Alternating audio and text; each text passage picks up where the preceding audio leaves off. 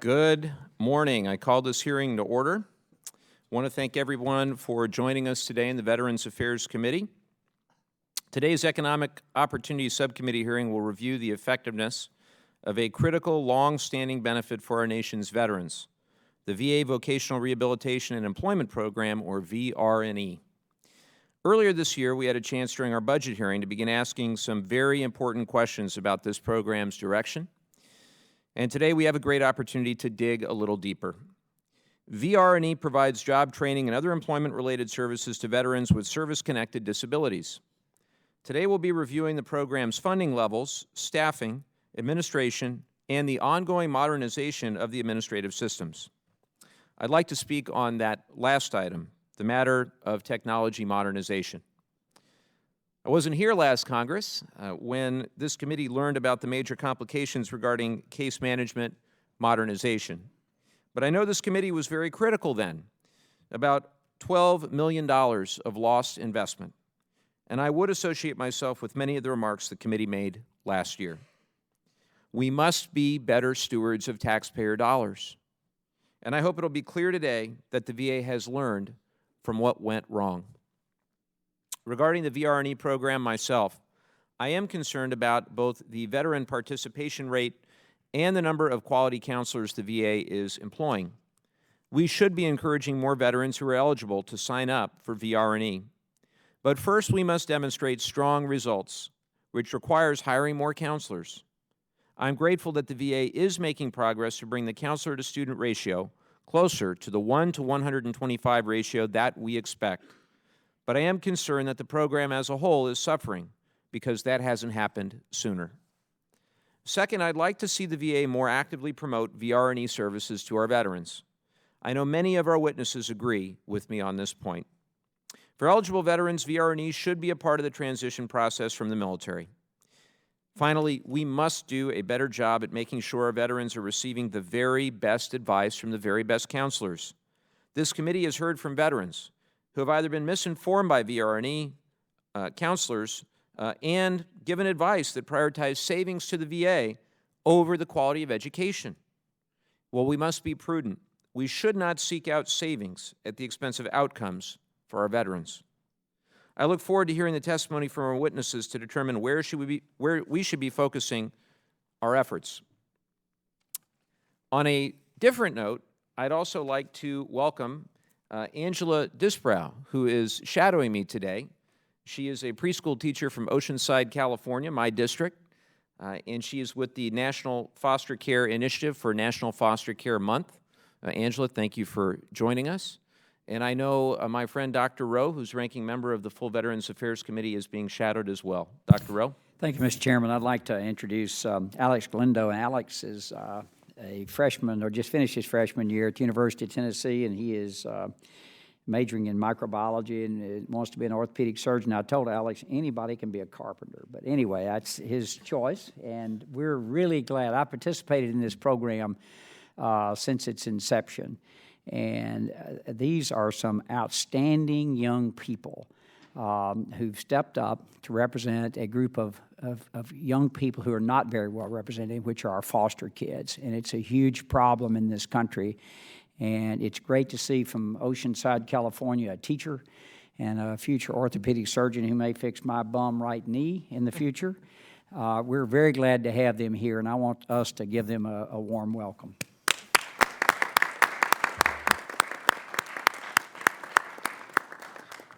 Thank you, Dr. Rowe. I certainly share those sentiments and really appreciate the opportunity. And with that, I now would like to recognize my friend, Ranking Member Bill Arakis, for 5 minutes for his opening statement. Thank you, Mr. Chairman. I appreciate it very much. Today, the subcommittee will conduct an oversight hearing on the Vocational Rehabilitation and Employment Program at the Department of Veterans Affairs. VR&E is a program designed to assist our severely wounded and disabled veterans by helping them find meaningful employment or reach maximum independent living, a most worthy cause. Every day, VR&E's master's level counselors work diligently with veterans in the program to help create a rehabilitation plan that fits their needs and to execute that plan. Counselors are also a constant source of support for the participant as they go through their individualized rehab program. I agree with those who have said that VR&E program should be the crown jewel of benefits provided through the Veterans Benefits Administration. It's certainly needed. This program is more than just a benefits program. It's also a vital first step for disabled veterans to become more financially independent, which is a win-win for veterans and, of course, taxpayers alike. For years, this subcommittee has continued to sound the alarm about the rising caseloads for VR&E counselors and the impact these caseloads were having on employee morale and services provided to veterans. I'm pleased to see that after many years of advocacy by this subcommittee and veteran service organizations, VA has begun the hard work of hiring additional counselors to reduce caseloads to the recommended 1 to 125 counselor to veteran ratio. I want to thank the VBA team for addressing this issue that was seemingly falling on deaf ears. Thanks so very much for doing this. It's so important. Another topic that seems to be falling on deaf ears is oversight of the new case management system for tracking VR&E participants. This system was supposed to finally eliminate participants' paper-based files that can be lost or damaged and hamper counselor efficiency. After years of waiting, in 2015, VR&E was given the green light to begin working with VA information technology staff on a replacement for the current case management program that has been in place since 1997. After almost 3 years of work, 8 different IT builds, hundreds of man-hours, sound familiar, and $12 million, VA ended up with a system that didn't work. Unacceptable. We have been told that none of the code created is salvageable, and the only thing VA was able to get out of this work were lessons learned for the next time. This was the main topic of discussion at our oversight hearing on VR&E last year, which outlined problems, of course the chairman alluded to this, facing VA with the creation of this new case management system. I would be remiss if I didn't point out that this incident and the challenges faced with the Forever GI Bill implementation last fall highlight challenges VBA leaders have had in getting the attention of the VA Office of Information and Technology. To the best of my knowledge, no one associated with the development of either of these IT systems has been held accountable. Not one. Unacceptable again. It begs the question of how many veterans would have been better served if this $12 million program had been better, the money had been better spent. So, Mr. Chairman, I'm encouraged by the recent investments in VR&E programs, including the promise of a new case management system in fiscal year 2021. I'm also encouraged by the suite of new tools that are being developed and have the potential to greatly assist VR&E counselors with their day-to-day operations. However, it is Congress's job to ask the tough questions about how these new systems and processes will improve the experience and outcomes for disabled veterans, not just make things easier for VA employees. Again, that's the key. I mean, we're trying to help our veterans, so we need more production to serve more veterans. Finally, I'm looking forward to hearing from our witnesses how we can improve consistency of services and decisions being made by VR&E counselors across the country. I'd also like to receive recommendations on how to improve and track long-term outcomes of VR&E participants. Thank you, Mr. Chairman, for holding this hearing, and I look forward to hearing from all of our witnesses. Folks, it's got to work. I mean, this is a great program. It's a wonderful idea, great concept, but it's got to work for our veterans, and that's what we're going to make sure happens. So thank you, Mr. Chairman. I yield back the balance of my time. Thank you, Ranking Member Bilirakis. I certainly share your sentiments. On our first panel, we're joined by Mr. William Streitberger, Director of the Vocational Rehabilitation and Employment Service at the U.S. Department of Veterans Affairs. Thanks for joining us. As you know, you'll have 5 minutes, but your full statement will be added to the record. Director Streitberger, you're now recognized to present your opening statement. Good morning, Chairman Levin, Ranking Member Bilirakis, Ranking Member Rowe, and distinguished members of the subcommittee. Thank you for the opportunity to appear before you today to discuss the VR&E program. I am deeply honored and privileged to be here not only as the Executive Director, but as a proud recipient of this benefit and alumnus. I would not be in this role today had it not been for this tremendous contribution this program has had on my life. Today, I'm excited to share with you VR&E's historic modernization efforts to provide participants with the benefits that they've earned in a manner that honors their service. The mission of VR&E is to provide service members and veterans to prepare for, find, and maintain employment. Services fall under one of 5 tracks. 96% of our participants are in the long-term services track, which includes all payment of training and other required resources. Currently, more than 1,000 professional VRCs deliver services through a network of over 350 locations. VR&E works with OFO to provide oversight, guidance, communication, and advice to the field.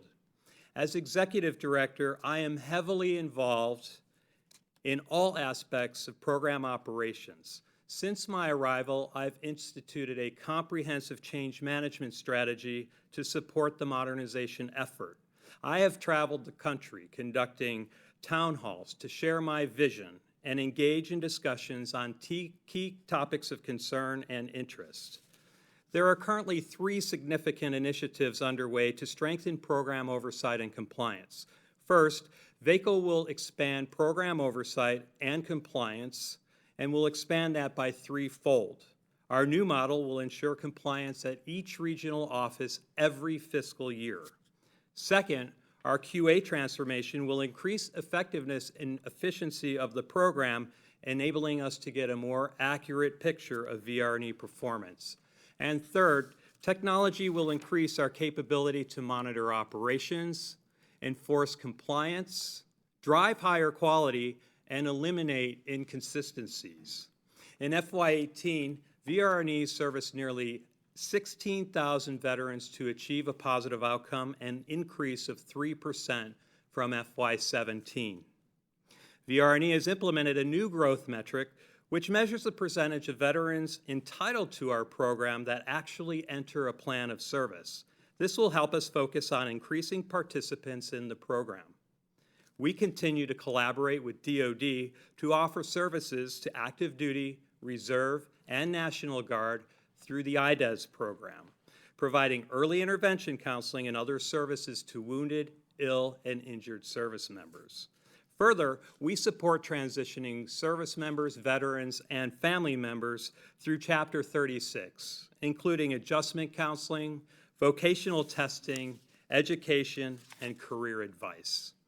We consistently hear veterans say that they do not remember hearing about VR&E in TAP. We will improve the TAP curriculum to add time based on the 2018 NDAA legislation. We continue to track veteran cohorts in the congressionally mandated 20-year longitudinal study. Nearly 90% of participants reported moderate to high satisfaction with the program, and around 90% of veterans achieving rehabilitation from an employment plan were employed last year. Those who complete the program report positive economic outcomes, including higher employment rates, months worked, annual earnings, and home ownership, as compared to those who discontinued from the program. VR&E has embarked on a comprehensive modernization effort to improve customer service by streamlining processes and modernizing our systems. We have developed an overarching plan to include implementation of a new case management solution to replace our existing 20-year-old legacy platform. We will leverage software as a service, enabling us to grow with technology into the future. We anticipate acquisition before the end of FY19.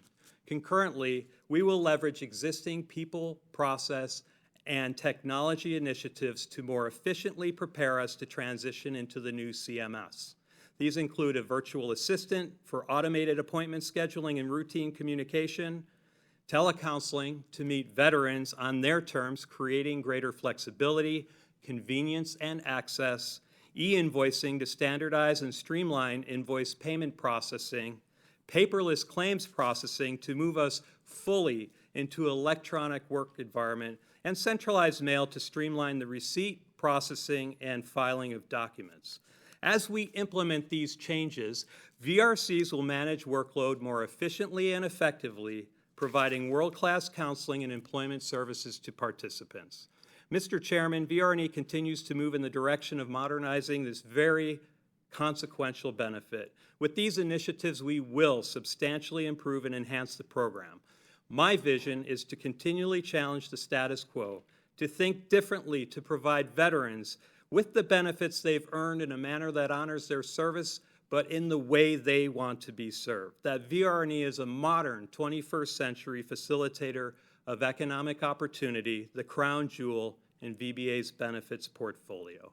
This concludes my statement, Mr. Chairman. I would be pleased to answer questions from you, the ranking members, and other members of the subcommittee. Thank you, Director Streitberger. I now recognize myself for 5 minutes to begin our questioning. I want to thank you again for being here. Very much value VR&E and its contributions and your work.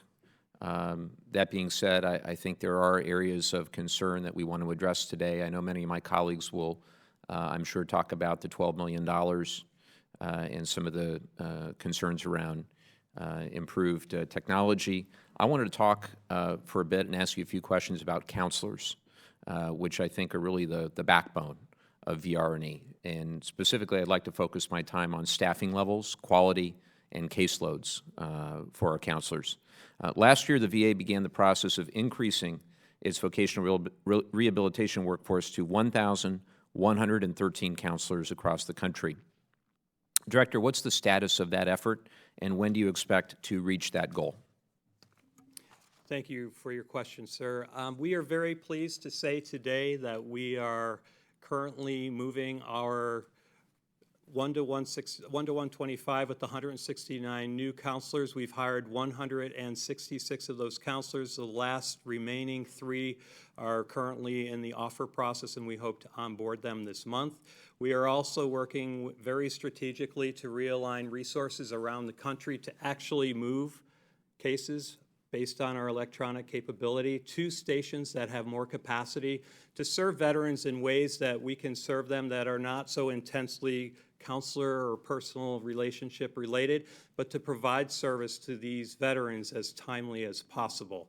As of today, we should have a 1 to 125 ratio across the nation in each of our regional offices, the national average being 1 to 122. Appreciate that. As I mentioned during my opening statement, we have heard some quality concerns from some veterans. Can you, Director, explain how are counselors evaluated and how is the situation handled if a veteran is unhappy with their counselor? Yes, sir. Thank you for the question. So, 3 things. Our counselors are consistently monitored by their supervisory staff within each regional office. On a monthly basis, they have a performance review. We also look at quality from a local and national perspective on a monthly basis to ensure the consistency of program delivery of our service to our veteran participants. And then we have robust training programs within VR&E service where all of our counselors, when they are onboarded as new employees, receive virtual training for preparatory courses to attend an in-residence training session. And then after that training, following on to those services is an intensive mentoring program within the regional office, the station that they work at. But I guess, again, that's helpful, but if a veteran has a specific problem with a counselor, how is that specific problem addressed? How do you interact with that veteran? How do you follow up? Absolutely. So that can happen on many levels. We hope that that takes place at the local level and that the local level leadership are involved and engaged with that veteran regarding their concern. I believe that many of those instances are solved at that level, but we do receive inquiries from veterans through our partners that'll be here on the panel today. We work very closely to resolve those issues, and I personally receive inquiries from veterans whom I've met with as I've traveled the country and gone to their conferences and have invited them to speak with me personally. I can tell you in those instances, we are very quick to resolve those issues to ensure no interruption to the veteran services. Appreciate that. I also recognize a big aspect of program quality is out of counselors' control. There are many skilled counselors in the field who are simply overburdened with too many cases, too much administrative work. I'm hopeful that both issues will be eased by VA's hiring and information technology efforts. However, I think we have to continually assess capacity to ensure veterans are well served. Director, how does the VA monitor counselor caseloads, and do these measures include time spent on direct counseling versus paperwork? Thank you for that great question, sir. So one of the major emphasis on driving modernization in our processes has been from our research that says over 60% of a counselor's day is actually spent in administrative tasks and functions. So driving the modernization effort through the e-invoicing, through our virtual assistant, ultimately the case management solution, is to alleviate the amount of time a counselor spends in actually feeding our systems, processing invoices, reconciling credit cards and the like, and turning that capacity back toward direct-facing veteran services, which is what they've been hired to do, which is what they're trained to do, and which is what I'd absolutely want them doing each and every day. Thank you, Director. Appreciate your answers. Now would like to recognize Ranking Member Bilirakis for 5 minutes. Thank you. Thank you, Mr. Chairman. I appreciate it. Sir, how many actually veterans, how many veterans are counselors? I know you have to have a master's degree, what have you, but how many currently are veterans? Sir, I'd have to take that question for the record. I know that roughly 55% of our workforce are veterans in terms of veteran counselors. I don't have that exact figure. Yeah, if you could get that information. Absolutely, I'd be 'cause I happy think to that's do that. important. And then also the folks that, the veterans that qualify for this program and need it. So, you know, qualification and need, because some veterans obviously get their own, get jobs on their own and do well. But what's the percentage of people that actually need the program, that participate in the program? Sir, could I ask you to clarify that question percentage? Yeah, so People for who actually example, apply if or- you qualify, Yes. okay, and you need the rehabilitation, the job, what have you, placement, what have you, the vocational services, and you're aware of those services, you're aware of it's available, the VR&E available, veteran is. How many of those people actually use the service? So roughly 110,000 veterans applied for our program last year, and somewhere in the neighborhood of just under 25,000 actually entered a program of service. So roughly 25% of veterans applying will actually enter a plan of service. So how can we get that more participation? Because I understand the participation has declined in the last 2 or 3 years. How can we do that? Is it more awareness? What would you recommend? So there are several things that I would recommend. First of all, expanding the TAP briefing on VR&E will certainly help through the 2018 NDAA legislation.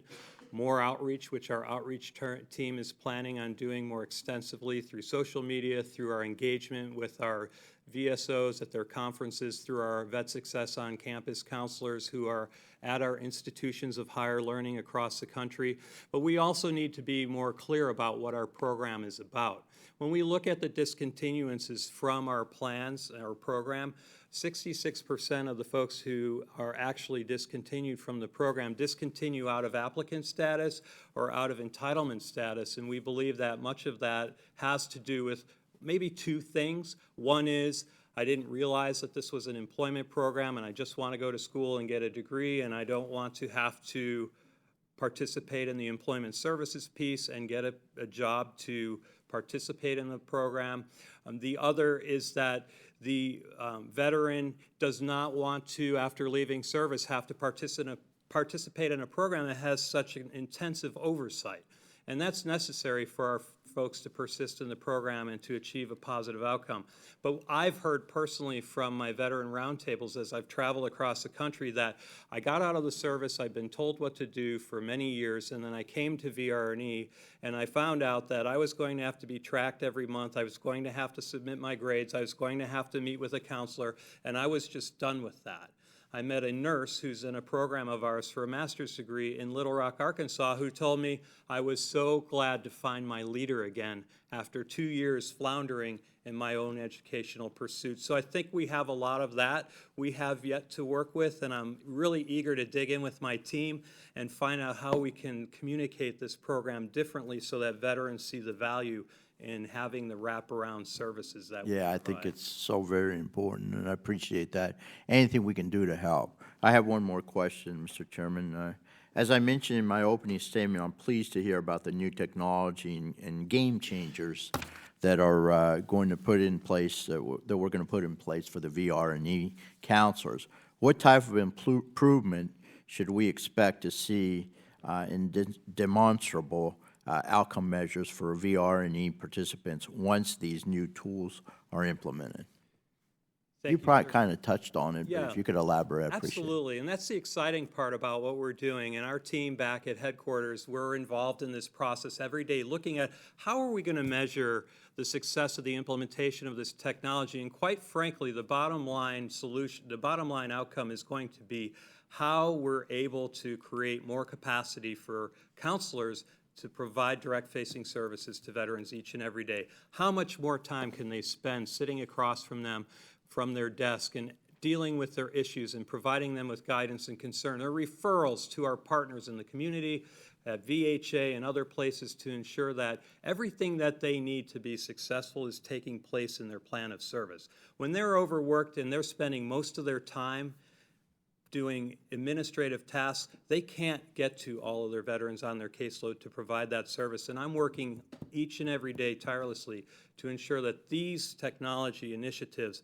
eliminate or eradicate to the greatest extent possible that burden that they have currently that is not providing service to veterans in a manner that they deserve to be served. Very good, sir. Mr. Streiberger, I think you have some great ideas, and again, we're looking forward to working with you on this because it's so important. Thank you very much. I yield back, Thank you, Mr. Ranking Chairman. Member. Thank you. Thank you, Mr. Ranking Member. I'd now like to recognize Ms. Rice for 5 minutes. Thank you, Mr. Chairman. Sir, last year, the VA assigned a Vet Success on Campus VSOC counselor to be shared between two schools in my district, Nassau and, well, one of them, Nassau, is in my district, and then the Suffolk Community College. Both are on Long Island. So I can't even tell you how much of a game changer that was. I mean, the VSOC counselors are such a valuable resource for student veterans. They provide benefits, assistance, support services during the transition from military to college life. And I, as well as everyone on this committee, has advocated for an expansion of that program because not every school, not every district, schools and districts across the country are as lucky as we were to get a VSOC. So does the VA plan to continue expanding the program, and what challenges are you currently facing in terms of the VA's ability to meet the demand for placements of VSOC counselors on additional college campuses? Thank you for your question, ma'am, and I could not agree with you more on the value of the VSOC program. We are extremely interested in expanding the program. I've asked for 7 additional FTE in the 2020 budget, but that's clearly not enough. I have over 225 institutions of higher learning clamoring to get the same resources, and I'm currently only authorized 145 FTE to fill those slots. So the current representation at 70 installations around the country represents, the 83 that I have authorized. So we would need to expand the authorization of FTE to fill any additional VSOC roles. So can you just go back to something that you were talking about when you said 66% of the people who leave, who don't access the services anymore? There were two specific reasons you said for that?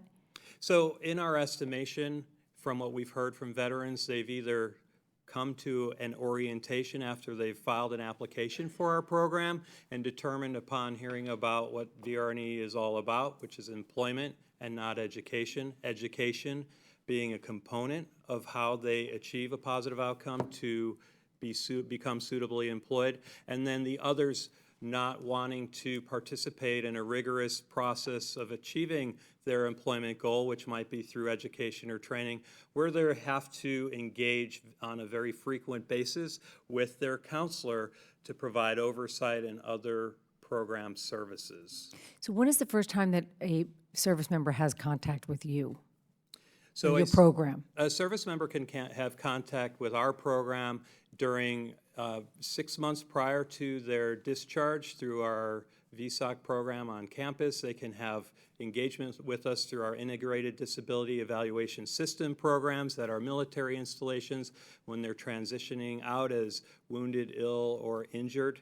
And they typically come to us after they've separated from the service, have applied for the benefit and attended a orientation program at one of our 56 regional offices or 142 out-based offices. So what percentage of your program attendees are you connecting with before they officially separate? That question I'd have to take for the record. Can you, because it seems to me that there has to be earlier engagement in order to maximize the use of this program and helping the people who are intending to help. Yes, So ma'am. if you could get that information, that would be great. I would be happy to do so. Thank you very much. I Yes, yield ma'am. back, Mr. Chairman. Thank you, Ms. Rice. I now recognize the ranking member of our Veterans Affairs Committee, Dr. Rowe, for 5 minutes. Thank you, Mr. Chairman, and thank you for being here. And I just have a very few questions, but we have 7.5 million unfilled jobs in the country right now, and the unemployment rate among our veteran population, which is great, is 1.7%. That's the lowest I ever remember. But the question I have, I guess, for you is how large is your budget? How much and how many people do you serve? And how do you measure success? In other words, a year after you finish the program, every organization ought to have a metric or a way to say we were successful in what we did. And about how much money do you invest per participant in this counseling process? Thank you for your question, sir. Regarding how much money we actually spend. What is your budget? So in 2018, the budget for the Vocational Rehabilitation and Employment Program was $1.3 billion. Okay. About $250 million of that was for discretionary funding to administer the program. So in terms of understanding the success rate, first of all, I'd like to say how we view success is by the outcome of what the veteran experience is. And I think of an Air Force veteran that recently was in our program for just about 5.5 years who had struggled severely with alcoholism, joblessness, critical medical issues, and the suicide of his wife who left him as a single father to his 13-year-old son, and how after 5.5 years in our program, he is now today a vocational rehabilitation counselor working in the Department of Veterans Affairs. He's happily remarried due to the adjustment counseling he received from our program, and he's a proud homeowner. That's how we determine success. But I mean, not to interrupt you, but at the end of, you have, how many, you said 110,000 veterans in this Right now, we have program? 115,000 in the program. Actively in the program? Yes, sir. So it would look to me like that maybe 12 months or 24 months or 36 months later, because the whole idea of this is to get into, you've been injured, but to get into a gainful employment that you can take care of your family and raise your family and earn an income. Am I correct? That is correct, sir. Well, then we ought to know at 12 months or 24 or 36 or 5 years, are we actually doing that? Yes. And if we're not, then we probably ought to change how we're doing it. Absolutely. And so participants in our program spend roughly 5 to 6 years on average in the program. And so we track them through the continuum of the program to ensure that they are on track and that they're meeting their particular individual program requirements. Determining success for each individual veteran is based on what in fact their program of service is. Is it a short-term training program, and can we measure that over a period of 6 months?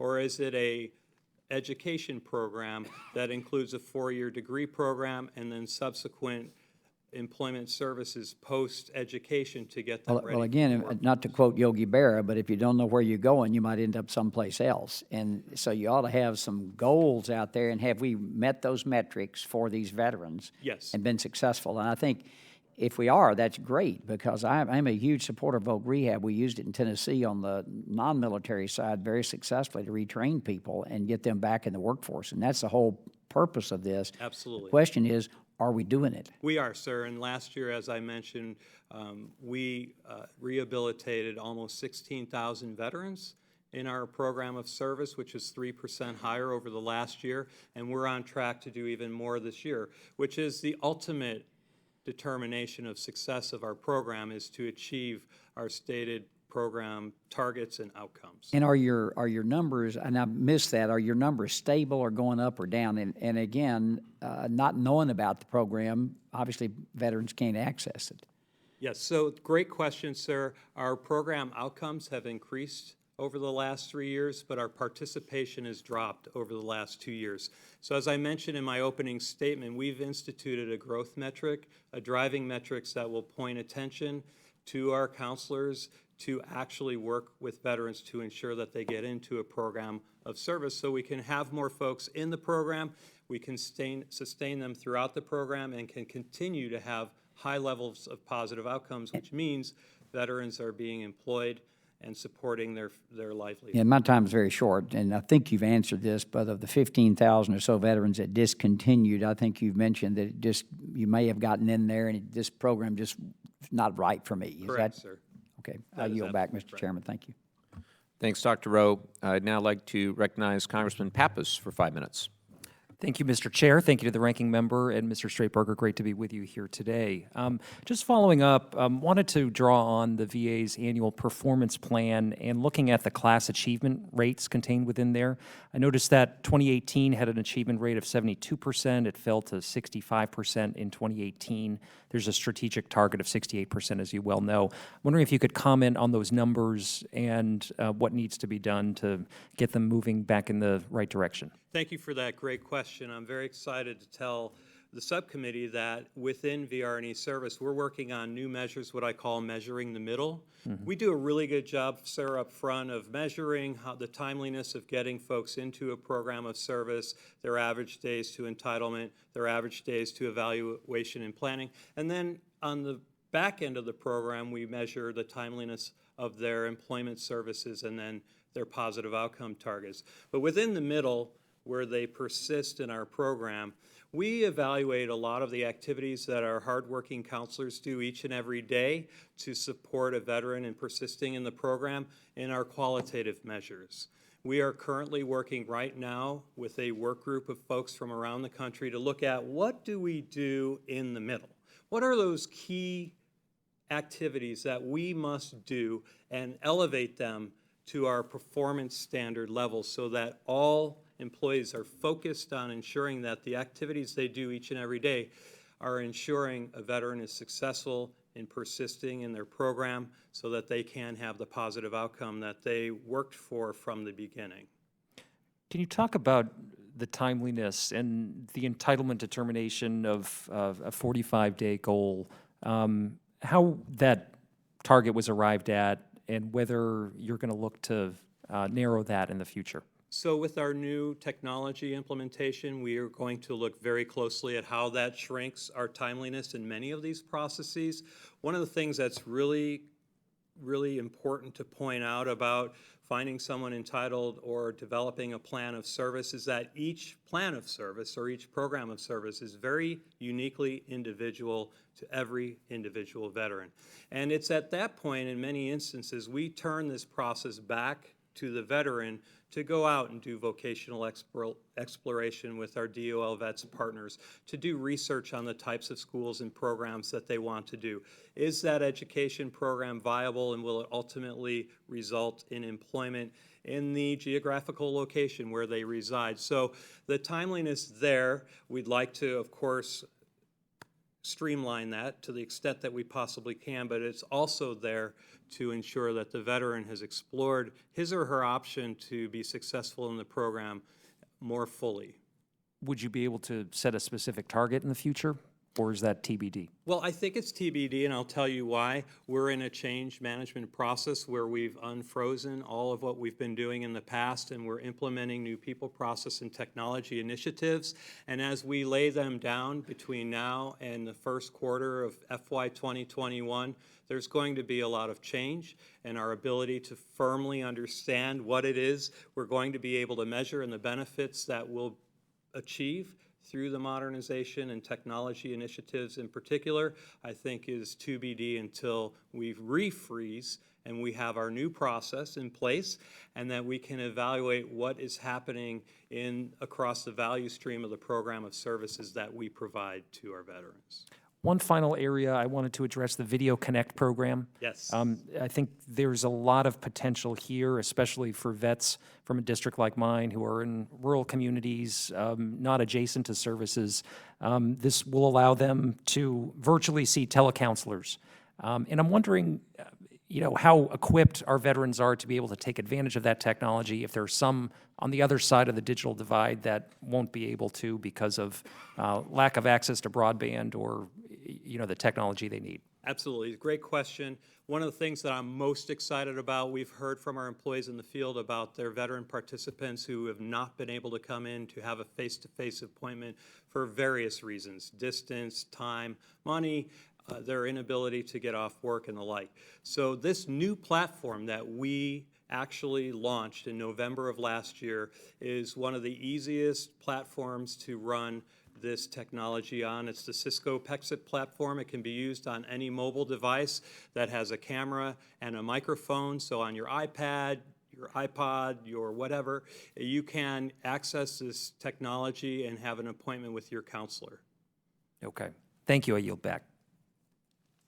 Thank you, Mr. Pappas. I now recognize Mr. Muser for 5 minutes.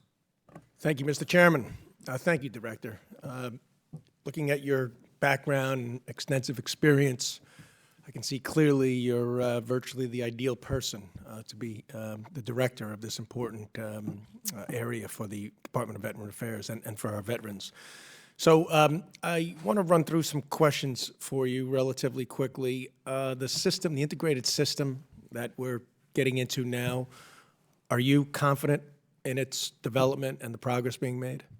Thank you for your question, sir, and thank you for your confidence in me. I greatly appreciate that. I would say with 100% certainty that I'm confident that we will deploy the system in the first quarter of 2021, and we will implement components of it as they become available after its acquisition at the end of this fiscal year. And I will tell you that there's never been more oversight of this implementation than we currently have right now.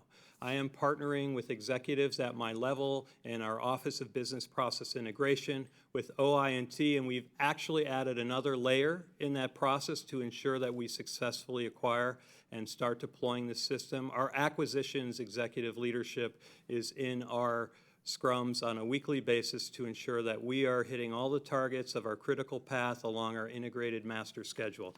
There is no daylight between our engagement among those entities to ensure that we are successful for the veterans that deserve to be served in this manner.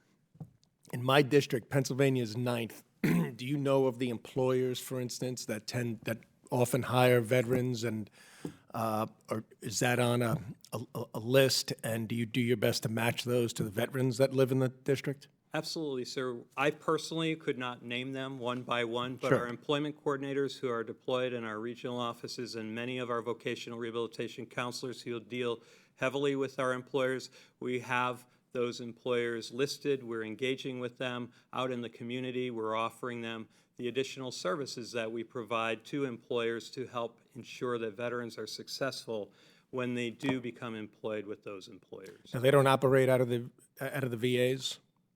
They do. They do? Yes, Okay, thank they you. do. Do you then, if the skills aren't there, do you match them up as well with various vocational schools and career development centers? Absolutely. So we assess their program needs. We determine their interest, aptitudes, and ability.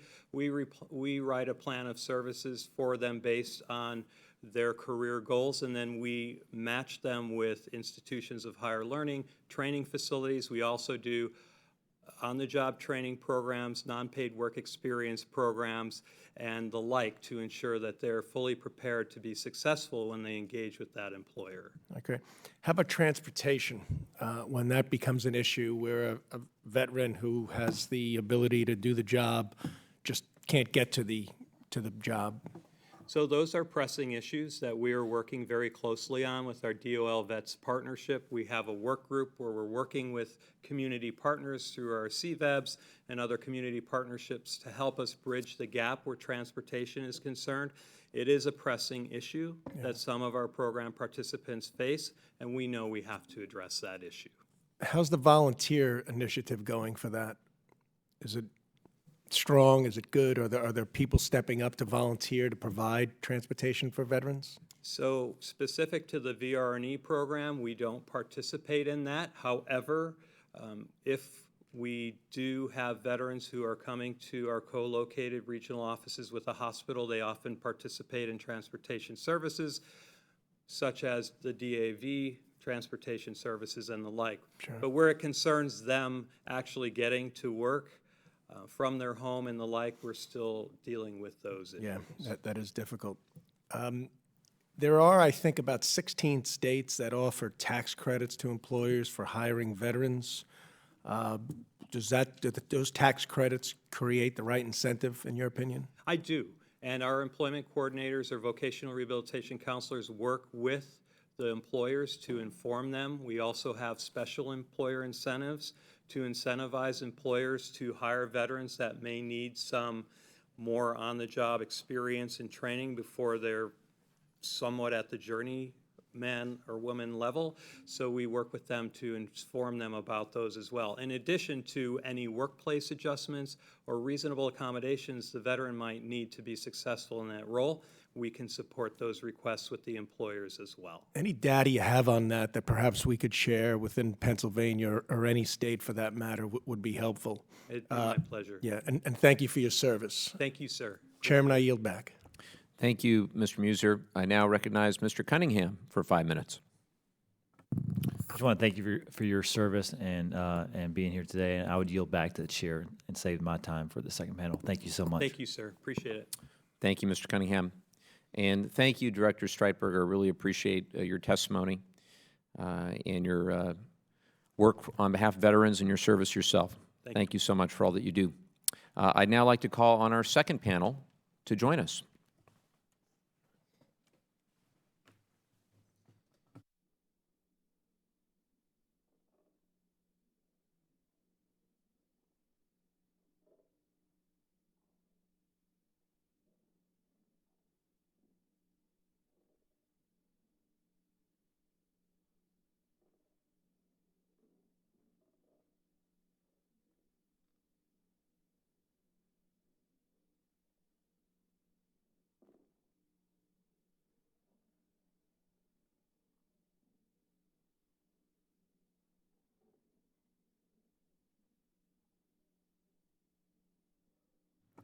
All right. Everybody ready? Record time. Appearing before us today is Mr. Patrick Murray, Deputy Director for the National Legislative Service at the Veterans of Foreign Wars of the United States. Good to see you again. Also here is Mr. Derek Franeberger, who serves as Director of Legislative Affairs for the Wounded Warrior Project. Thanks for being here. We also have Mr. Jeremy Villanueva, Assistant National Legislative Director for the Disabled American Veterans. Next is Mr. Stephen Henry, the Associate Legislative Director for the Paralyzed Veterans of America. Finally, Ms. Tanya Eng, Vice President at Veterans Education Success. Good to see you all again, and thanks for joining us. As you know, you'll have 5 minutes, but your full statement will be added to the record. With that, Mr. Murray, you're now recognized to present your opening statement. Chairman Levin, Ranking Member Bilirakis, and members of the subcommittee, on behalf of the men and women of the Veterans of Foreign Wars of the United States and its auxiliary, thank you for the opportunity to present our views on this important program today. Making sure that veterans remain employed in the right career for every one of them is incredibly important. One vital program veterans can use is the Vocational Rehabilitation and Employment Program, commonly referred to as Voc Rehab. This program provides critical counseling and other adjunct services necessary to enable service-disabled veterans to overcome barriers as they prepare for, find, and maintain gainful employment. Ensuring veterans achieve meaningful and prosperous careers will improve their financial situations, thereby mitigating issues such as unemployment and homelessness. VA budget documents state the Voc Rehab program will meet and sustain the congressionally mandated goal of 1 to 125 client-to-counselor ratio. However, the latest data in VA's budget documents also shows that from 2016 to 2018, the number of Voc Rehab participants dropped by more than 5%. There was also a caseload reduction of 8.4%. It would appear VA is able to meet the 1 to 125 goal by having fewer veterans to serve. VA has hired additional counselors, which brought them within the mandated ratio, and have made substantial technological upgrades within the past year. VA also predicts that some of these changes will increase participation within the Voc Rehab program. If that does in fact happen and participation increases, then VA will again be outside the 1 to 125 ratio. Now is the time to be planning for the additional resources or employees needed to accommodate the increase in clients and not wait until after the fact. This is an opportunity for VA to get ahead of an issue instead of waiting until the problem arises. While the number of counselors is something to always keep an eye on, the consistency of granting approval for this program is important as well. A consistent complaint from our members is they're unaware of the Voc Rehab program and just exactly who's eligible for it. A lot of disinformation is spread by word of mouth, and there's a lot of confusion about eligibility and exactly how the program can be used. Some veterans are approved to use Voc Rehab to attain advanced degrees, and others are denied the same opportunity. The flexibility of Voc Rehab is one of the best parts of the program, but not having standardized usages leads to a lot of confusion and resentment towards VA.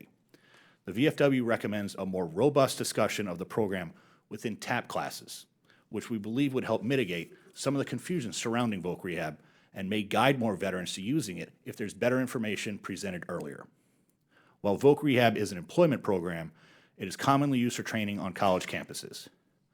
The processing of Voc Rehab claims to universities is where we hear a lot of Voc Rehab problems. The processing of Chapter 31 claims take months to go through the system, leaving some universities without payment for multiple semesters. In some cases, students are not allowed to further enroll until payments are made. And in others, students are being counseled to voluntarily not enroll until the delayed payments are made. The delays in processing Voc Rehab payments are negatively affecting users of the program, and this program needs to be rectified, or this problem needs to be rectified immediately. Lastly, for years, the VFW has called upon Congress to make Voc Rehab available for life. The 12-year limit on utilizing Voc Rehab is detrimental to older veterans who might be seeking to remain current with the evolving job market or a change in employment needs due to a service-connected disability received years ago. Recently, the Forever part of the Forever GI Bill was implemented because we recognize the importance of education throughout veterans' lives. Employment and training opportunities are just as important throughout all stages of their lives. We fully understand that counselors have the ability to waive the 12-year requirement and are told they often do so. However, the issue we've heard from our members isn't that they're being denied, but instead they aren't even applying because the requirements say they aren't eligible. Removing this barrier for applying would help veterans at any point in their lives to utilize this great program, and that's why we support H.R. 444 to remove this limit. Chairman Levin, Ranking Member Bilirakis, thank you again for the opportunity to testify today. This concludes my remarks, and I'm prepared to take any questions you may have. Thank you. Thank you, Mr. Murray. Mr. Frunneberger, you're now recognized for 5 minutes. Chairman Levin, Ranking Member Bilirakis, and distinguished members of the Subcommittee on Economic Opportunity. Wounded Warrior Project is pleased to discuss our thoughts regarding the Veteran Affairs Vocational Rehabilitation Employment Program, and thank you for the opportunity to do so. Wounded Warrior Project has more than a dozen direct programs which we offer to wounded, ill, and injured service members and veterans to help with their physical and mental challenges. One of these programs informing our perspective for this morning's hearing is known as Warriors to Work. This program assists WWP alumni in searching for jobs with an emphasis on helping at transition. We provide a range of services designed to meet veterans wherever they are in their job-seeking process. We assist warriors with resume building, job placement, interview skills, and military occupational skill translation. While we can connect veterans to all of our programs no matter where they live, Warriors to Work is one of the only 3 programs where we have dedicated staff in each of our locations and field offices because it helps us meet such a critical need. We realize education and vocational training are key tools for this population of warrior, and in addition to the proof of our programming, we have specific data to illustrate that point. Perhaps most telling is that our annual survey reflects that 27% of our warriors who reported currently enrolled in school reported doing so through the VR&E program. Over 95% of the more than 33,000 warriors who responded to our survey stated that they have a disability rating over 20%. And regardless of disability rating, we know that a fulfilling career after service is critical to overall well-being. In this context, we are pleased with the current VR&E information technology improvements, specifically the virtual assistance and telecounseling changes. The virtual assistant will support scheduling appointments via text message, email, and other platforms. We hope that this new tool will allow vocational rehabilitation counselors more time to work with the veteran and lower the rate of scheduling complications. Additionally, VR&E will be introducing a telecounseling ability using VA's Video Connect software. It can be difficult for veterans to drive to a local office due to time constraints or location. We hope using telecounseling will drastically reduce no-shows and allow counselors more time to interact with veterans. We have a few recommendations regarding the VR&E program, which is outlined in more detail in our written testimony. However, we would like to highlight 3 issue areas for this committee's consideration. First, WWP recommends aligning the Chapter 31 monthly living stipend with Chapter 33. We have seen instances where veterans would benefit more from VR&E services opt into Chapter 33 post-9/11 GI Bill solely for the monthly living allotment. By matching Chapter 31's living stipend to Chapter 33, veterans can choose the program that is best for their future and not what pays most in living stipend presently. Second, we recommend updating the program's name. The term rehabilitation had a different meaning in 1918 when the program was adopted. At this time, rehabilitation meant the restoration of someone into a useful place of society. Today, that same dictionary defines rehabilitation as rehabilitating someone who is a criminal or needs drug or alcohol assistance. Because of the connotations behind the word rehabilitation or rehab, voc rehab, we recommend VA look at alternative language that is more appropriate in today's world. It would be unfortunate if a veteran overlooked this program due to confusion regarding the term rehabilitation. Lastly, we recommend that VR&E self-employment track is revamped to promote more usage among the veteran population. The VR&E self-employment track is for veterans who have limited access to traditional employment and might need a flexible work environment to accommodate disabilities. It empowers veterans to enter into entrepreneurship roles. In this program, veterans receive assistance to start their own business, to include access to startup funds. And as you know, access to capital is considered one of the biggest barriers of entry for starting a small business. Wounded Warrior Project's mission not only assists veterans with disabilities, but allows them to live the most productive lives possible. Many times this means connecting them with meaningful employment. We would like to thank the committee for their time today and look forward for any questions you may have regarding our oral or written testimony. Thank you. Thank you, Mr. Frontenbarger. Mr. Villanueva, you're now recognized for 5 minutes. Chairman Levin, Ranking Member Bill Rackus, and members of the subcommittee. Thank you for inviting DAV to testify at this oversight hearing to discuss the program management, outcomes, effectiveness, and needs of VR&E. I testify before you today not just as an advocate for disabled veterans, but also as a successful outcome of VR&E. As a veteran of the United States Marine Corps, I had utilized my educational benefits under the post-9/11 GI Bill and attained a bachelor's degree at Cal State Bakersfield in 2013. However, due in part to my disabilities, I could not obtain gainful employment. When I was hired by DAV in 2014, I was enrolled in VR&E, provided a vocational plan that took into consideration my service-connected conditions, and assisted in my first 16 months of employment as a National Service Officer, where I personally helped veterans with their VA claims to include VR&E benefits. I completed NSO training in 2015 and began a series of promotions that led me to DAV's legislative staff. This is one example of how VR&E can help a veteran find the path to economic success that is best suited for the individual. VR&E reported in 2017 that approximately 90% of veterans who have achieved rehabilitation were employed in the past year, and that the rate of homeownership was higher than the general population of the United States. Combine this with reported income that are at least $18,000 higher than for those who discontinued the program, and VR&E is proving to be a valuable resource to America's disabled veteran. But there are some areas to improve upon, and despite data showing how beneficial VR&E can be, participation rates are down. VA's budget request shows that it will meet the 1 to 125 counselor to veteran ratio. However, the latest data in the VA budget document shows that from 2016 to 2018, the number of VR&E participants fell by 5%, and caseload declined by 8.4%, which raised some questions. Is VR&E able to meet this goal by serving fewer veterans? Has VR&E instituted any new policies or practices that have deterred disabled veterans from seeking these services? And what action is VA taking to increase awareness of the availability and benefits of VR&E services?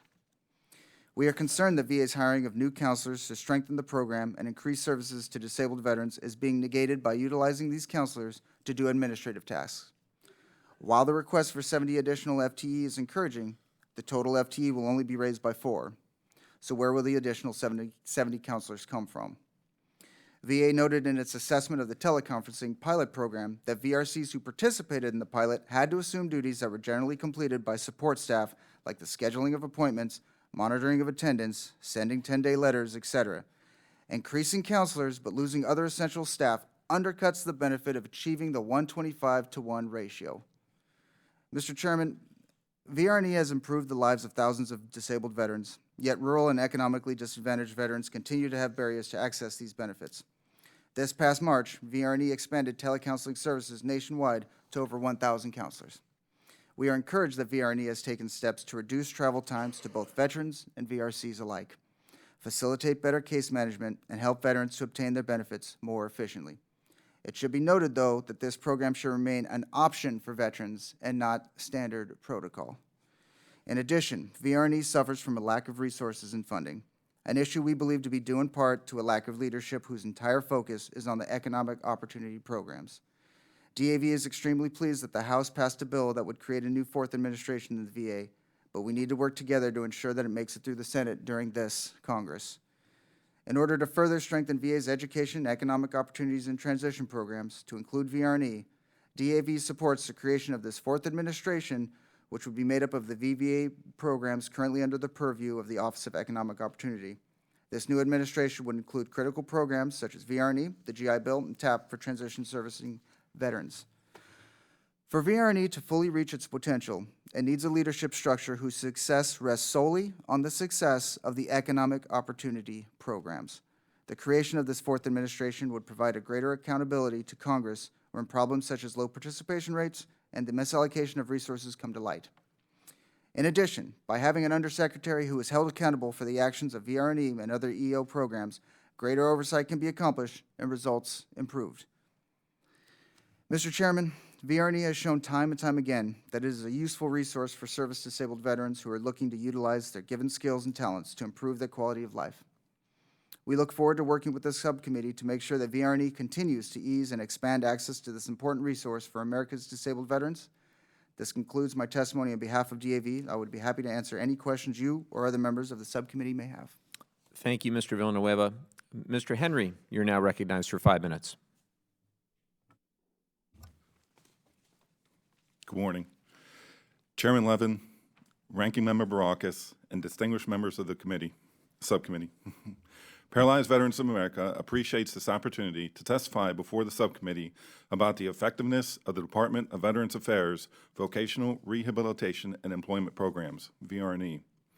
We often hear how great and beneficial VR&E is, but the number of veterans eligible for the benefit compared to those who use it suggests there's a clear lack of communication and outreach to all eligible veterans. In FY 2018, roughly 4.75 million veterans had service-connected disabilities, but less than 3% of them utilized VR&E services. If you were to ask the average veteran about VA benefits, most could explain key elements of the disability compensation program, but very few know basic facts about VR&E. PVA believes that the effectiveness of VA's VR&E programs could be greatly improved through a number of changes that include greater outreach to veterans to raise awareness about the benefit, continued collaboration with outside agencies and programs, and increased follow-up time with participants. PVA has found that VR&E usage throughout our membership is rather low. We do not believe this is due to a lack of interest, but rather a lack of understanding of how the program works. One PVA member recently noted that he learned about the program only after he had returned to the workforce following his injury. Another was vaguely aware of the program, but thought he was no longer eligible even though he actually retained eligibility. These are common occurrences, and it's possible that the program is being overshadowed by the Forever GI Bill, which is widely advertised through a multitude of venues. A veteran's eligibility period for receiving services from VR&E is for 12 years beginning on either 1, the date of separation from military service, or 2, the date the veteran receives a VA disability rating. To receive services, a veteran must need vocational rehabilitation to overcome employment barriers due to a service-connected disability. For veterans who have incurred a catastrophic disability, the 12-year delimiting date may not be sufficient to allow them to meet their vocational rehabilitation goals. Furthermore, many of these veterans have disabilities that may continue to evolve and worsen over time, which may cause them to need additional assistance. Although a VR&E counselor may waive the 12-year limit for veterans with serious employment barriers, veterans living with the wounds, injuries, and illnesses associated with military service should have certainty that if they need assistance in staying in or returning to the workforce in the future, that this program will be there to assist them.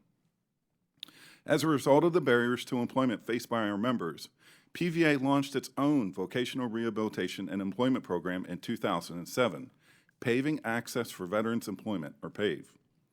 PAVE serves all veterans nationwide using a hybrid integrated approach to assist veterans and transitioning service members who face significant barriers to employment, as well as their spouses and caregivers.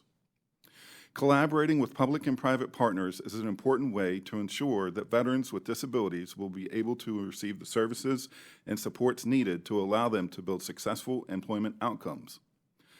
VR&E must continue to do community outreach to find experienced, credible partners to meet gaps that will result in more veterans with disabilities being placed in competitive, integrated employment sooner. VR&E counselors typically follow veterans for 60 days once they are placed in a job. PVA believes that, at the very least, VR&E should study whether or not the current tracking standard of 60 days is sufficient follow-up time. For employees with probationary periods over 60 days, longer follow-up time may allow for problems that could lead to dismissal to be addressed, resulting in the veteran remaining employed. Regardless of the length of a probationary period, if any, it makes sense to increase the follow-up time to ensure that the veteran has the support, if needed, to ensure a successful transition to the workforce. That's why our PAVE counselors conduct ongoing follow-up for our veterans placed through our program. Long-term support may be needed to help a veteran with a catastrophic disability to not only successfully transition back to the workforce, but also to remain in the workforce. In conclusion, without the proper services and supports, veterans with catastrophic disabilities are in danger of falling out of the workforce permanently. Such a loss means decreased financial security and social opportunities. VA's VR&E program provides critical access to needed services and supports for veterans with service-connected disabilities. An investment in VR&E is an investment in helping veterans with disabilities return to work and ensuring their long-time rehabilitation and success. PVA thanks the subcommittee for the opportunity to express our views, and I welcome any follow-up questions you may have. Thank you, Mr. Henry. Finally, Ms. Eng, you're now recognized for 5 minutes. Chairman Levin, Ranking Member Bilirakis, and members of the subcommittee, thank you for the opportunity to testify today. At Veterans Education Success, we work to advance higher education success for military-affiliated students. We believe holistic support and access to high-quality post-secondary education and training for workforce development increases vocational opportunities for those who have served our country. VR&E is a crucial program that does just this, as it provides support for veterans and service members with service-connected disabilities through individualized plans that help them prepare for, obtain, and maintain suitable employment. I would like to bring to the committee's attention the following 3 areas that deserve attention: technology, ways to improve the role of vocational rehabilitation counselors, and the need for parity. First, technology. The last time the case management system for VR&E was updated was in 1997. Complaints from school administrators around the country have revolved around the challenges certifying officials face with what one administrator referred to as the black hole of certification. Student veterans have gone up to 6 months without receiving payments, causing undue financial hardship. When SCOs contact regional offices for updates, they are left with little information and much frustration as they work to find ways to provide answers and support for their students, veterans struggling to stay in school. VBA has proactively made this issue a priority over the last year, and based on recent conversations we have had with the VR&E office, we remain cautiously optimistic. With recent challenges VA OINT has experienced with its last attempt to modernize the current system and the recent rollout of sections of the Harry W. Colmary Act, we urge careful consideration and oversight from Congress. Second, veteran resource counselors. We applaud VBA's concerted effort to reduce the number of clients per counselor, but question the current legislative mandate of 125 clients to 1 counselor. The program offers individualized support specific to the needs and challenges of each client. This type of support is necessary, yet the time it takes to provide such support and follow-up can be labor-intensive. We encourage the committee to further explore whether the current client-to-counselor ratio is realistic and consider decreasing the congressionally mandated ratio. We are also concerned about the recent news of James King, a VR&E counselor who pleaded guilty to bribery, fraud, and obstruction for demanding and receiving bribes from 3 for-profit schools in exchange for steering veterans to those schools. While this example is clearly egregious in nature, it is important to ensure counselors are not in positions where significant conflicts of interest exist. It also highlights the power and influence current legislation gives to counselors. I have supported a number of students who were admitted into top-tier universities, as well as low-quality schools that did not produce the same vocational outcomes. Because the lower-quality school accepted 1 credit of physical education from the student's joint services transcript, the counselor only approved the individual to choose the lower-quality school because it would be more cost-effective. Not all colleges are created equal. A veteran's career and earnings trajectory are significantly enhanced by attending a college that offers high quality and better respect in the high quality education and better respect in the job market. Consistency in guidelines and expectations for counselors is important, as is ongoing training and allowing veterans a more prominent voice in the institution or program of study they choose to pursue. We encourage the committee to institute higher benchmarks counselors should consider for a program's quality, including considering college outcome metrics using readily available federal data.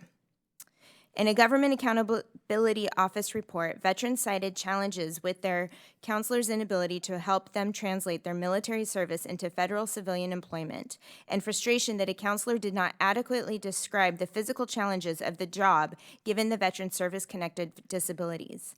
Veterans using the VR&E program are supported by their counselors to develop individualized plans following 1 of 5 tracks. The counselor is expected to be a subject matter expert on each of these issues. This seems unattainable for any one person. VES agrees with GAO's recommendation to conduct field research to identify and publish promising practices for field offices. Third, parity. With the passage of the Forever GI Bill, Congress removed the 15-year delimiting date and included restoration of entitlement to students due to school closures. We agree with our colleagues who have called for the removal of the 12-year delimiting date. We also believe those using VR&E should have the same restoration of entitlement as their peers using the post-9/11 GI Bill, should a school they are attending close. We also ask the committee to consider moving the program to only 1 subsistence rate instead of the 2 that currently exist. Doing so would reduce bureaucracy, eliminate confusion, and create better parity for those using the program. Finally, we believe this program needs more transparency and that the GI Bill comparison tool might be an optimal place to house information for both programs. I appreciate the committee's continued commitment on this program and look forward to answering any further questions you might have. Thank you, Ms. Eng. I now recognize myself for 5 minutes. Many of you have raised the need for greater promotion of VR&E to increase awareness among eligible veterans. Question for each of you. Would you agree that these discussions about VR&E, the marketing effort, if you will, should take place during the Transition Assistance Program, or are there other venues that you would recommend as well? You can go in no. Sir, I think both. I think that more information, any way we can get it out there. I think that in the TAP class, it's mentioned, but there's not a healthy discussion about it. As mentioned, the Forever GI Bill, you hear about it all over the place. You don't hear about it on social media the same way that Voc Rehab is. So I think that there's multiple ways you can spread the information. You know, I would agree with my colleague. I think TAP is a great venue for that.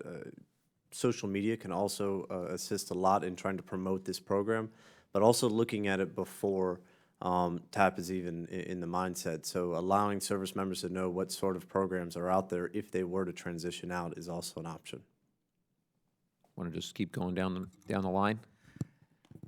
Yes, Mr. Chairman. I would like to reemphasize what my colleagues have said and would actually expand on it. Not only should it be mentioned at TAP for the outgoing, the transitioning, the brand new veteran, but also, you know, you can really talk about expanding the VSOC program, the VSOCs, as on the other end of that with these veterans who are at the schools and are not able to be, you know, around at least a vet center or an RO. Because currently, take California, for example, Mr. Chairman, I'll use that. Only 3 of the CSUs has a counselor at their school, and none of those are rural. All 3 of those CSUs, San Diego State, Cal State Long Beach, and Cal State Los Angeles, which all are within semi-reasonable access of a VARO. What about Cal State Bakersfield or Fresno State? You know, these ones should have it as well, so that they could tell the students who are already there, hey, these are the benefits that are also available to you. Also agree with my colleagues. Definitely, it needs to be more of a broader portion in TAP.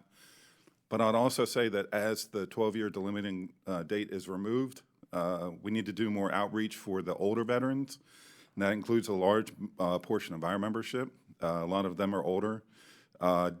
Definitely, as was mentioned before, social media, LinkedIn. LinkedIn is a huge platform, and I see veterans looking for job assistance every single day. But also possibly going into SCI centers, because our membership, the veterans that have to spend time in the SCI centers, they could benefit greatly from some of the programs for Voc Rehab.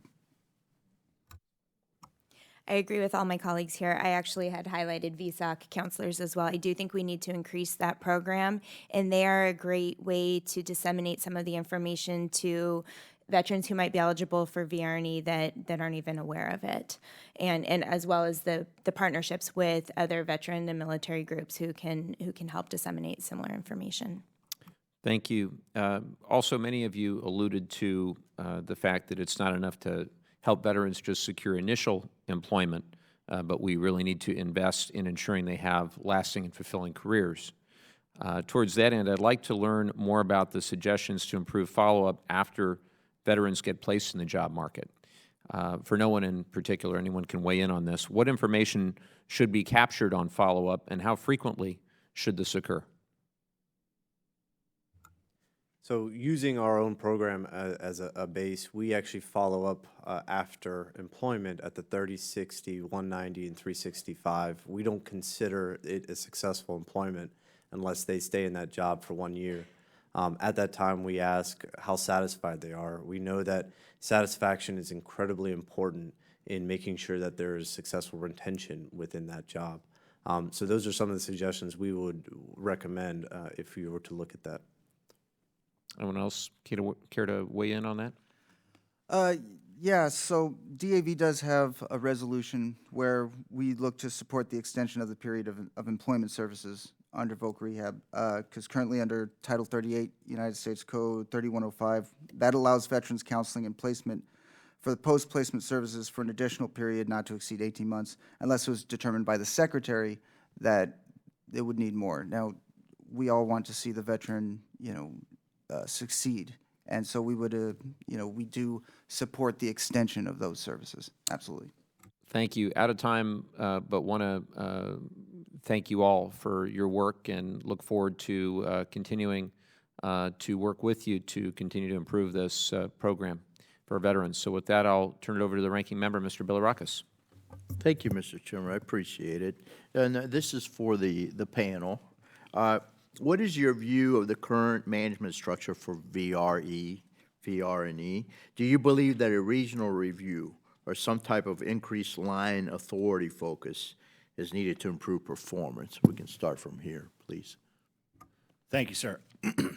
I think one of the things that we should focus on is a little bit better reporting and oversight based on the regional offices. Having a national 1 to 125 client counselor ratio is great, but I think if it's reported at the local levels, that would help focus attention for management and oversight to see which regional offices were maybe above or below that. Yes. Anyone else, please? I would agree with my colleague with VFW. Currently, we're seeing a lot of changes, especially in the IT section with the VR&E office. We would definitely recommend that from leadership down to relay. We've heard some of the local counselors saying, these are a lot of changes in a short amount of time. But with that, the reporting structure, we would recommend just streamline that information down a little bit easier. Anyone else? Yes, sir. Yeah, I would like to reiterate what my colleague at VFW said. We do support changing the reporting of the ratio to reflect the VA regional offices instead of a nationwide client-to-counselor ratio. And so that would help address the needs of specific offices and more directly help veterans. Thank you. Yes, sir. I would say, in regards to PVA, our usage with VR&E is just so low. We just have few members that use the program that I'll take the question for the record because I just don't think that we have enough experience with the program to really comment on management structure. Thank you. I would say based off of the 2014 GAO report and then having spoken with a number of school administrators who work with us on a daily basis, there does need to be more focus on the regional offices. There seems to be some offices that are doing exceptionally well and others that are really struggling. And to have some sort of accountability and transparency related to each office, I think would really help even VA, that proper, hold them accountable and kind of address those issues at a more localized level. Okay, thank you. That was very helpful. Mr. Villanueva, yeah, I'm sorry, I messed up the name. Villanueva, yeah, Villanueva, sorry. And Mr. Murray, can you please discuss your concerns about the drop in participation in the VR&E program and how this drop may have led to the 1 per 125 veteran to counselor ratio being achieved? I know that you talked about it a little bit, but elaborate a little more. We'll start with Mr. Villanueva, please. Thank you. Thank you, Mr. Ranking Member, and don't worry, it takes me some time to say it myself. Well, I should know better. I apologize. But. It's fine. No, we do have some concerns, and I know it was brought up at a prior hearing where the Deputy Undersecretary, she noted her concerns of it as well, because, looking at the numbers that Department of Labor is putting out and that the Bureau of Labor Statistics is putting out, and how this same core group of veterans that utilizes VR&E, the Gulf War II era veterans that are roughly, my age, late 20s, mid to late 30s, they're actually on the rise. However, the participation rates in the caseload is declining. Now, if the decline matches up with their now new 1 to 125 ratio, that's going to be a concern. we want every veteran who can utilize this, be able to utilize it and know about it. And we don't believe that this is a good trend, especially since according to the longitudinal studies and all the other cohorts, the usership and caseload was dramatically on the rise. And for it to now, all of a sudden drop, not precipitously, but definitely have a drop, this is something that we would want, Congress to take a look at. Thank you. Mr. Murray, what do you attribute the decline to? So we're actually afraid that lack of attention for this program over years, attributed to lack of outreach, lack of knowledge about it, lack of the counselors having the ability to properly manage their caseload, not hiring the additional employees from the 2016 public law that passed for 2 years, we think affected the program and the participation rates. As my colleague said, the rates were climbing steadily, and to see them drop, there needs to be a better explanation for the lack of attention over the years, and now hopefully that we're putting a spotlight on it, we're going to see those numbers start to rise again. Very good. One last question, Mr. Chairman. Is that fine? I know I have a couple seconds here. Mr. Villanueva, what is your view of the telecounseling program? I think this is important. Do you believe that this new tool can provide greater accessibility to VR&E services to disabled veterans? I know Mr. Pappas asked the question as well.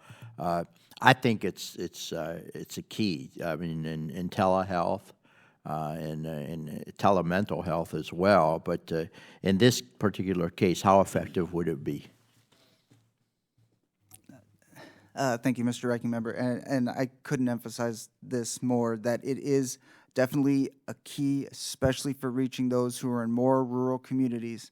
However, the pilot did show that there was 58% who chose not to do it, and the overriding reason, one of the two main reasons, was because they wanted that face-to-face with their counselor. So we need to ensure that that is still maintained for the veteran as well. Good point. Thank you very much. I yield back, Mr. Chairman. Thank you, Mr. Ranking Member. I'd now like to recognize Ms. Rice for 5 minutes. Thank you, Mr. Chairman. Ms. Ang, is that how you say it? Ang? Ang. Ang. Ms. Ang, in terms of the ratio, I think it's something that every single one of you has spoken about, and I think we really have to drill down and figure out how we figure out. I know, Mr. Villanueva, you had said that maybe the numbers should be driven by the region and the need and that as one of the driving factors. But Ms. Ang, you had said that the number should be closer to 85, I believe you said. So maybe you can talk, if you could talk about that, and then anyone else on the panel who has any thoughts about how we, I mean, because if we can't get to the bottom of this, what's the point of the program? Correct. I based that off of the knowledge necessary to be able to support a military-connected student as they're going through the VR&E program. And having worked as an academic advisor within a higher ed institution, 85 was typically the number that would provide the best results for client or for student to counselor ratio. Academic advisors often provide similar, more focused guidelines related to workforce. What career are you going to pursue after you finish this degree, and so then what is the right degree for you to pursue or what's the right program of study for you to pursue that career trajectory. And based on that experience and other experience with working, I oversaw another program that worked with severely injured at Walter Reed as they were in the process of recovery to get them into top tier schools using their voc rehab. And we found that, again, the smaller client to counselor ratio provided a better return on investment and results. We believe VA has been conducting some research in that area, and I think that their numbers were close to that hasn't been published yet, and so we felt that was just an estimated guess, but probably a highly educated one. Well, I mean, you talk, and rightly so, about the nature of how time intensive the interaction between each individual client and a counselor is. And I guess depending on the specific needs of the client, but also I think, we should put a huge emphasis on training of the counselors as well, because the more trained and the better trained they are, the faster, without sacrificing, we can be more efficient without sacrificing the quality of the care that's given to the clients. Mr. Villanueva, if you want to talk more about what you had mentioned before about the geographic specificity, or in terms of the ratio? Thank you, ma'am. Yeah, I would love to talk about that. And one, like my colleagues had addressed, some regional offices being more efficient than the others, and some giving out the service, and also the need. Rural areas, of course, are not getting the same. However, I want to stress when it comes to the nailing down a number, the 1 to 125 or the 1 to 185. And as I stated in my oral testimony and also in our written testimony, one of the things that we're worried about is that becoming a metric that the VR&E is shooting for over the services provided to the veteran. If they are hiring all of these counselors and then using them to replace service staff doing administrative tasks, then we're losing out. These disabled veterans are losing out on services and time that the counselors should be used and by giving it to them. So That's a good point. we would always want to be very careful on what it is, and putting too much of an emphasis on that actual number. We will always look to see a greater,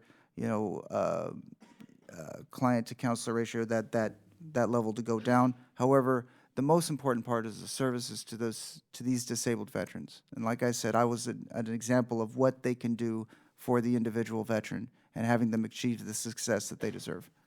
So I just want to thank the chairman for holding this hearing with Mr. Streitberger, is that how you say your name? And all of you present, because you have the management who is trying to implement the program, and all of you who are hearing firsthand from the clients about the pros and cons of the program. And so I thank you, Mr. Chairman, for putting everyone in the same room, because this is where all of you have to agree that you're going to work for, and us too up here, are going to work toward having this program work not just for management, so that their numbers, and they get the credit for getting their numbers where they need to be, and all of you being advocates for your constituencies. This is really, really important that we're all here talking about this in the same room, so that we can have accountability at the end of the day and ultimately service the clients who need it. So I just want to thank you all very much. You, Mr. Streitberger, for staying and hearing what everyone has to say, and all of you for participating. Thank you, Mr. Chairman. Thank you, Ms. Rice, and I have to also thank our great staff for making sure that everybody was able to be gathered here this morning. I'd now like to recognize Mr. Cunningham for 5 minutes. Thank you, Mr. Chair, and thank you to each and every one of the witnesses who have come here to testify today, and for the service you all provide to your respective organizations and the service you provide to our veterans. Thank you from the bottom of my heart. Mr. Frauenberger, it's good to see another South Carolinian here today. Welcome, D.C. Thank you. And you're from the district, right? You're from the Low Country?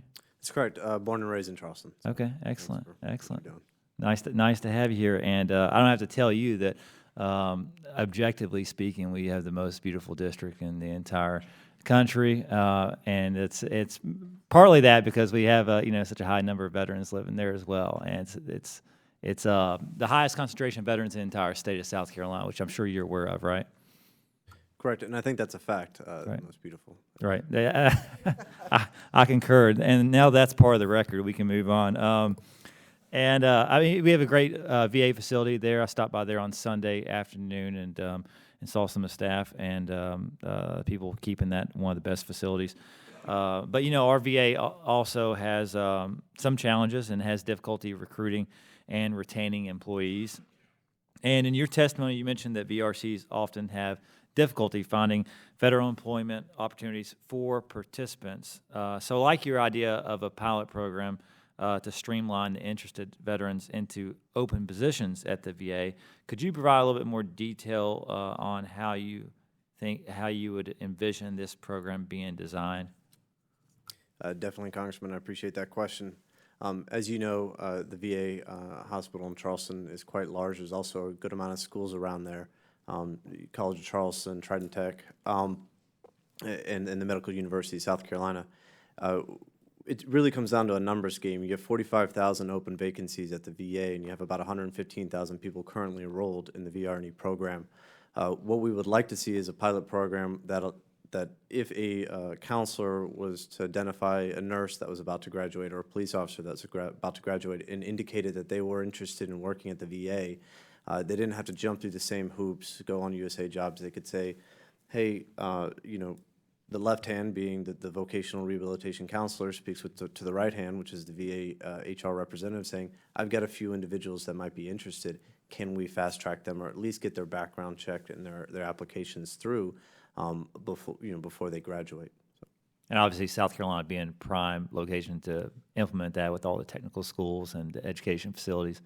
Do you think that pilot program could fall under one of the existing tracks under the vocational rehab program, or was this an entirely new one that would need to be established?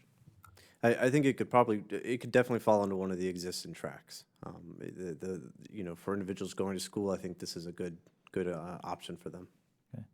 And so this essentially just puts people within that program with other schools or universities or organizations and has a constant open line of communication, I guess, when that recruiting process, correct?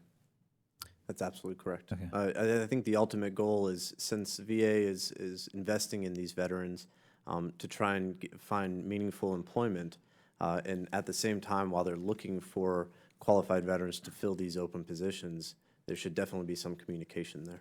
Yeah.